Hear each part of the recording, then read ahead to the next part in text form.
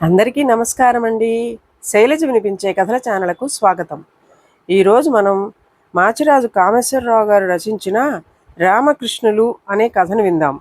ఈ కథ 2012 నవంబర్ చందమామలో ప్రచురింపబడింది. నారాయణపురంలో ఉన్న ధనవంతుల్లో నరసింహం ఒకడు. అందరితో మంచిగా ఉంటూ అడిగిన వారికి లేదనకుండా సహాయం చేస్తాడని ఆయనకు పేరున్నది. ఒకరోజు ఉదయం ఆయన స్నానం చేసి పూజ కోసం ఇంటి ముందున్న నందివర్ధనం పూలు కోస్తుండగా, అయ్యగారు నమస్కారం, నరసింహం గారంటే తమరే కదండి అంటూ ఒక 12 ఏళ్ల కుర్రవాడు వచ్చాడు. అవును, నువ్వెవరివి, ఏం కావాలి నీకు అని అడిగాడు నరసింహం. నా పేరు కృష్ణుడు, మీ ఇంట్లో పని కావాలి అయ్యగారు అన్నాడు కుర్రాడు వినయంగా చేతులు జోడించి. నరసింహం నవ్వి, నువ్వేం పని చేయగలవు కృష్ణ అని అడిగాడు. ఏ పని చెప్పినా చేస్తాను. చిన్నప్పుడే అమ్మా నాన్న పోయారు. మామయ్య ఇంట్లో పెరిగాను. మా అత్తయ్య ఇంటి పనంతా నాతోచే చేయించేది. ఇవాళ పిల్లలు పెద్దవాళ్ళు అవడంతో ఖర్చు పెరిగిందని నా దారి నన్ను చూసుకోమన్నారు. మా ఊళ్ళో మీ గురించి గొప్పగా చెప్పుకుంటారు. అందుకే మీ ఇల్లు వెతుక్కుంటూ వచ్చాను అన్నాడు కృష్ణుడు. నరసింహం కాసేపు ఆలోచించి, నీకివ్వడానికి మా ఇంట్లో పనేం లేదు. నువ్వు చదువుకుంటానంటే చదువు చెప్పిస్తాను అన్నాడు. కృష్ణుడు చప్పున నరసింహం కాళ్ల మీద పడి, నాకు చదువు అంటే ప్రాణం. ఈ సంవత్సరమే మా అత్తయ్య నా బడి మాన్పించేసింది అన్నాడు కళ్ళల్లో నీళ్లు తిరుగుతుండగా. నరసింహం లోపలి గదిలో ఉన్న అదే ఈడువాడైన తన కొడుకు రాముడిని పిలిచి, ఈ అబ్బాయి పేరు కృష్ణ, నీతో పాటు గదిలోనే ఉంటాడు. నీతో బడికి తీసుకెళ్ళు, నేను పంతులు గారితో మాట్లాడతాను అన్నాడు. అలాగే నాన్న అంటూ కృష్ణుడిని తన గదిలోకి తీసుకుపోయినాడు రాముడు. నరసింహం భార్య భాగేశ్వరికి ఇది ఏమాత్రం నచ్చలేదు. ఎంతమంది అనాథలను ఇలా చేరదీసి పోషించగలం అన్నది కోపంగా. చూద్దాం అంటూ నవ్వేశాడు నరసింహం. కృష్ణుడు ఇంటి పనిలో భాగేశ్వరికి సహాయపడుతూనే రాముడితో బడికి వెళ్ళి చదువుకునేవాడు. కృష్ణుడు తన తరగతిలో చేరినంత కాలం రాముడు ఏ పరీక్ష పెట్టినా ప్రథముడుగా వచ్చేవాడు. ఇప్పుడు రాముడికి ఏ పరీక్షలో అయినా ద్వితీయ స్థానంతో సరిపెట్టుకోవలసి వచ్చింది. అన్ని పరీక్షలలోనూ కృష్ణుడిదే ప్రథమ స్థానం. ఇది గమనించిన నరసింహం, కృష్ణుడు నీకన్నా తెలివైనవాడు, నీకు తెలియనివి వాడిని అడిగి చెప్పించుకో అన్నాడు రాముడితో. తండ్రి అలా అనడం ఎంతో అవమానంగా తోచింది రాముడికి. వాడొకరోజు తల్లితో, అమ్మా, ఆ కృష్ణుడిని ఇంట్లోంచే కాదు బడిలోంచి కూడా పంపించేయండి, నేనే తరగతిలో ప్రథముడిగా ఉండాలి అన్నాడు. భాగేశ్వరి ఆ మాటకు నెత్తిబాదుకుని, నేను ముందు నుంచే ఈ తద్దినాన్ని ఇంట్లోకి తీసుకురావద్దన్నాను. మీ నాన్నకు నా మాట అంటే లక్ష్యం లేదు అన్నది. తర్వాత ఆమె పెరట్లో బాదం చెట్టు కింద కూర్చొని చదువుకుంటున్న కృష్ణుడి దగ్గరికి వెళ్ళి, ఒరే కృష్ణ, తరగతిలో ఏ పరీక్ష పెట్టినా నువ్వు ఒక ప్రశ్నకు జవాబు రాయకుండా వదిలేయి, తెలిసిందా అన్నది. నాకు అన్ని ప్రశ్నలకు జవాబులు తెలుసు అమ్మగారు అన్నాడు కృష్ణుడు ఆశ్చర్యంగా భువనేశ్వరి ముఖంలోకి చూస్తూ. అయినా సరే, ఇకపై ప్రతి పరీక్షలోనూ ఒక ప్రశ్నకు సమాధానం రాయకూడదు అంతే అన్నది భాగేశ్వరి కరకుగా.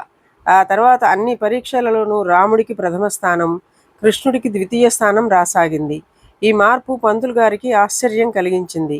తరచి తరచి అడిగి కృష్ణుడి ద్వారా సంగతంతా తెలుసుకున్న ఆయన కృష్ణుడికి ప్రత్యేక పరీక్ష పెట్టి వాణ్ణి పై తరగతికి పంపించేశాడు. తరగతిలోంచి కృష్ణుడు వెళ్ళిపోవడంతో ఎంతో ఆనందం కలిగింది రాముడికి. పంతులు గారి ద్వారా జరిగిందేమిటో తెలుసు నరసింహం ఆయనతో, మీరు చేసిన పని వల్ల కృష్ణుడికి న్యాయం జరిగింది, అయితే రాముడు నష్టపోయాడు. పక్కవారిని చూసి ఈర్ష్యపడకూడదని రాముడు గ్రహించాలి. తెలియనివి ఎవరినైనా అడిగి తెలుసుకోవడంలో తప్పులేదని, మనిషి మానసికంగా ఎదగడానికి పోటీ అనేది తప్పనిసరిగా ఉండాలని రాముడికి తెలియాలి. రాముడు మంచి బాలుడుగా ఎదిగే ప్రయత్నం మీరే చేయాలి పంతులు గారు అన్నాడు. ఇందుకు పంతులు గారు కాసేపు ఆలోచించి, సరే, రాముడికి కూడా నష్టం జరగకుండా చూస్తాను అన్నాడు. ఆ రోజు తరగతిలో పంతులు గారు ఒక కథ చెప్పాడు. అనగనగా ఒక రాజు, ఆయనకు ఒక్కడే కొడుకు. ఈ యువరాజు గుర్రపు స్వారీలో దిట్ట. తరచుగా గుర్రాన్ని అడవిలో దౌడు తీయించేవాడు. అతన్ని తమ గుర్రాలకి అందుకోవడం కోసం పరివారంలో ఎవరికీ సాధ్యపడేది కాదు. అందరూ గుర్రపు స్వారీలో యువరాజును మించిన వాళ్ళు లేరని పొగడుతుండేవారు. ఒకనాడు అనుకోకుండా యువరాజుకు కోయల నాయకుడి కొడుకుతో పరిచయమైంది. ఆ కోయ యువకుడు యువరాజు కన్నా వేగంగా గుర్రపు స్వారీ చేసేవాడు. ఇప్పుడు పరివారంలోని వాళ్ళు అతన్ని మరింతగా పొగడసాగారు. అది యువరాజుకు నచ్చలేదు. ఈర్ష్యతో అతడి మనసు రగిలిపోసాగింది. ఒకసారి కోయ యువకుడు యువరాజుతో, గుర్రాన్ని వేగంగా పరిగెత్తించడమే కాదు, నీకు మరికొన్ని ఒడుపులు కూడా నేర్పుతాను అన్నాడు. నీ దగ్గర నేర్చుకునే కర్మ నాకు పట్టలేదు. నాకు పోటీదారులంటే గిట్టదు. ఇకపై నా కంట పడకు అన్నాడు యువరాజు కోపంగా. ఆ తర్వాత ఒకరోజు యువరాజు తన పరివారం నుంచి వేరుపడి అడవిలో చాలా దూరం వెళ్ళిపోయాడు. కోయ యువకుడు కొండదేవతకు మొక్కుకొని గుర్రం మీద వస్తూ యువరాజును పలకరించపోయాడు. కానీ యువరాజు అయిష్టంగా ముఖం తిప్పేసుకున్నాడు. అంతలో పొదలచాటు నుంచి ఒక చిరుతపులి గాండ్రిస్తూ వాళ్ళకేసి దూకింది. యువరాజు వెంటనే వరలోంచి కత్తి దూయబోయాడు గాని గుర్రం బెదిరి అతడి స్వాధీనం తప్పి చెట్ల మధ్య అటూ ఇటూ పరిగెత్తసాగింది. చిరుతపులి దాన్ని వెంబడించింది. అయితే ఈ లోపల బెదరిన తన గుర్రాన్ని కోయ యువకుడు కళ్ళాలను బిగించి పట్టుకుని అదుపు చేసి జీను నుంచి వేళ్లాడుతున్న బళ్ళాన్ని లాగి గురిగా చిరుతపులకేసి విసిరాడు. బళ్ళెం దాని వెన్నులో దిగింది. చిరుతపులి పెద్దగా ఒకసారి గాండ్రించి కింద పడి గిలగిలా తన్నుకోసాగింది. యువరాజు వెనుతిరిగి చూసి జరిగినదేమిటో గ్రహించి గుర్రాన్ని కోయ యువకుడి దగ్గరకు నడిపి, నువ్వు గుర్రపు స్వారీలో గొప్ప ఒడుపులు నేర్చిన వాడివే కాదు, సమయస్ఫూర్తిని కూడా ఎరిగిన వాడివి. నా ప్రాణం కాపాడావు, కృతజ్ఞతని అన్నాడు. ఈ కథ చెప్పిన పంతులు గారు చూశారా, యువరాజు కోయ యువకుడి దగ్గర గుర్రపు స్వారీలో మెళకువలు తెలుసుకుని ఉంటే చిరుతపులిని ఎదిరించడంలో విఫలుడయ్యేవాడు కాదు కదా. మనిషి ఆజన్మాంతం విద్యార్థే. తెలియని విషయాలు తెలిసిన వాళ్ళని అడిగి తెలుసుకోవడం చిన్నతనంగా భావించకూడదు. మన ఈర్ష్య మనకే ప్రమాదాన్ని తెచ్చిపెడుతుంది. మనం ఎదగాలంటే మన పక్కన మనకంటే అన్ని విషయాల్లో ఉన్నతుడైన వాడు ఉండాలి.